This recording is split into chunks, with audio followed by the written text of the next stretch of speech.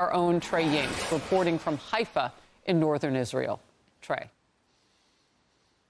Harris, good afternoon. Overnight, I was with Israeli forces as they entered southern Lebanon, going after Hezbollah positions along the border. It was the first time since 2006 that Israel entered into Lebanon on the ground, at least publicly. And the Israelis say they will continue their operations against Hezbollah. This morning, they warned civilians in more than 20 different villages and towns to evacuate further north. Another indication that Israeli operations inside Lebanon on the ground are expected to expand. And it comes as tonight this country is bracing for a possible ballistic missile attack by Iran and maybe even its proxies like Hezbollah or the Houthis in Yemen. We do know that tonight the U.S. Embassy is warning personnel to stay close to shelters. Also, Israel's second largest city of Tel Aviv, urging residents to stay home and close to their mamads, the Hebrew word for shelter. As we look forward here to what is likely to take place, Israel's top spokesman, Daniel Hagari, for the military, is warning of an imminent missile attack from Iran that would be significant, possibly even larger than the attack that we saw back in April that included around 300 ballistic and cruise missiles along with drones. Right now, the region is at a precipice, and there are real consultations taking place right now among the defense echelon of Israel about what comes next and what a possible Israeli response would be to a large-scale missile attack from Iran. Remember, just last weekend, the Israelis took out Hassan Nasrallah, the leader of Hezbollah, Iran's largest proxy in the Middle East. And there are concerns today that Iran will directly retaliate for that strike in Beirut over the weekend. Harris?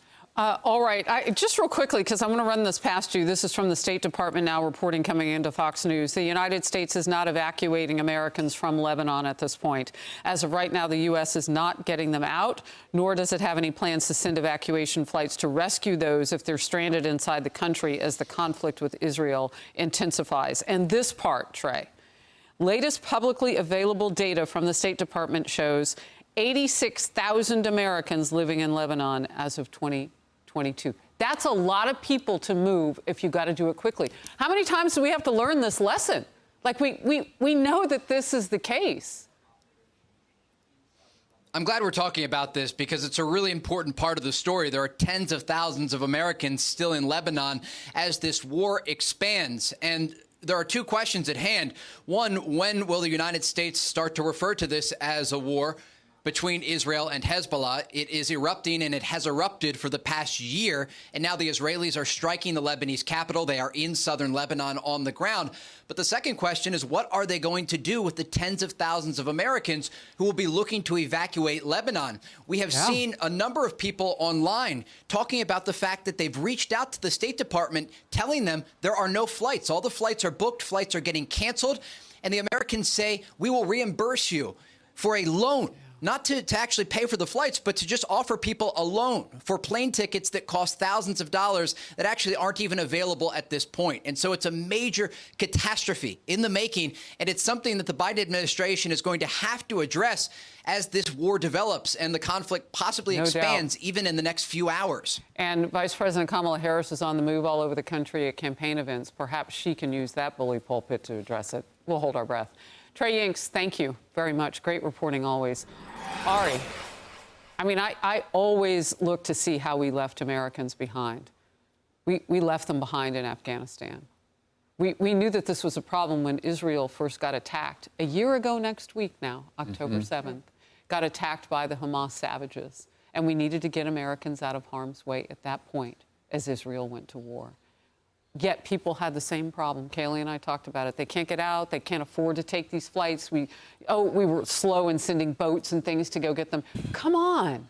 My hunch is what's driving a lot of this is faith in Israel by the United States government and military, that they believe this is a limited excursion into southern Lebanon where Israel will not get closer to the American population, which is more based around Beirut and in other northern locations, and precise bombing abilities of Israel to hit their military targets without going after other civilian neighborhoods.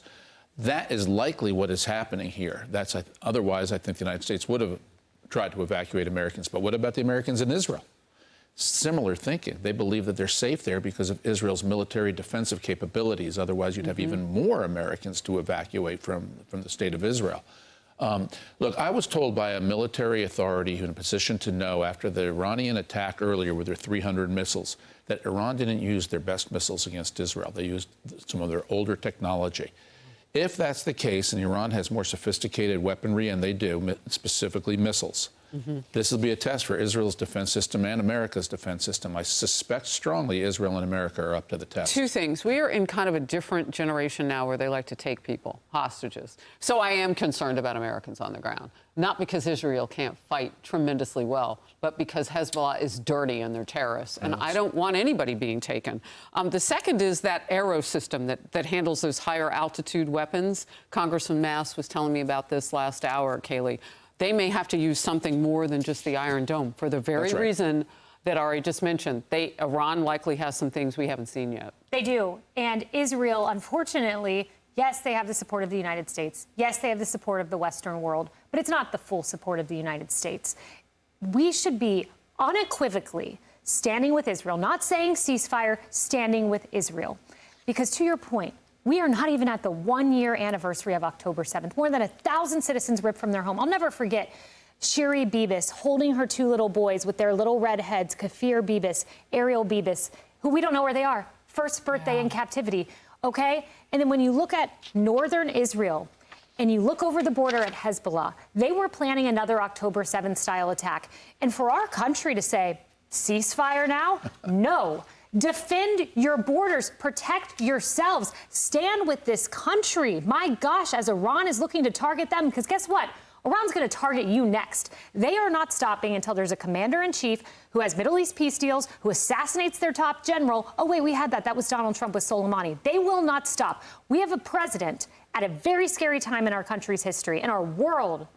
And I don't know what he's doing right now, other than saying ceasefire. Well, we don't know what the vice president would do, and she wants his job. Like, I don't even know what her foreign policy is on this, and she's too shy to say really full-throatedly, as you pointed out, how much she supports Israel, because she's got to get that uncommitted crowd of voters in Minnesota and Michigan and other places. Cheryl. Yeah, well, I mean, look, I'm going to quote the Wall Street Journal editorial board when it comes to now is the moment for this country and our ally Israel, not only to stand with our ally Israel, but also the response for the U.S. and Europe, build on Israel's military breakthrough, put more pressure on Iran and its proxy network. One thing that Iran does not want to lose right now, that's $40 billion in annual revenue that they get from oil exports. Right now, oil has just spiked on all of these reports in the last hour. Oil is up 4%, and the defense stocks are up. Northrop Grumman, for example. What's putting because we pressure on are that? Ready to go. What's putting pressure on that, making that happen? Because we know that this is our ally, and we've already heard from a White House official that said that we are going to stand with our ally. That is a military. We're sending more troops to the Middle East. All of that means more might and power of the U.S. military. That is the defense stock story. But the Iran story, watch out. I don't think that they want to jeopardize their exports right now because that's the money. That's my opinion. Emily. Right. And we've seen that, I think, reflected, frankly, in the population versus sort of the old guard, which is that the Middle East wants to move forward. The Middle East wants to recognize the state of Israel from a business perspective. We've talked about this extensively. Frankly, that the view of the totally anti-Semitic approach to the extermination of Israel and Jewish people, that fanatical viewpoint is not shared by our allies in the region, which is why it's so much more incumbent upon the current administration to be vociferous in their support and say, no, we stand unequivocally with Israel. Guys, remember, just last week, the United States and France proposed a ceasefire solution that, of course, Netanyahu resoundingly rejected. We know this is on the heels, however, of us sending more troops to the region on Monday. We have the fighter strike carrier group. We have the amphibious groups. We have a lot of stuff happening in the Middle East. So when the Islamic Republic says that they're going to now have this imminent attack, I wonder what will get the attention of our administration, because thus far, Israel has decimated the leadership of Hezbollah. Israel has done everything, no thanks to any type of tepid support on our part. Well, we don't know. Again, Biden-Harris. Biden tried to simply keep it to the storm yesterday at that news conference. Questions came on this. He couldn't answer. He wouldn't answer. He walked out. Kamala Harris just simply skips it. Like, I don't really know what her foreign policy looks like because she hasn't shown us. And I did go to that website. It is lean. It's like really lean. Hey everyone, I'm Emily Campagno. Catch me and my co-hosts Harris Faulkner and Kaylee McEnany on Outnumbered every weekday at 12 p.m. Eastern, or set your DVR. Also, don't forget to subscribe to the Fox News YouTube page for daily highlights.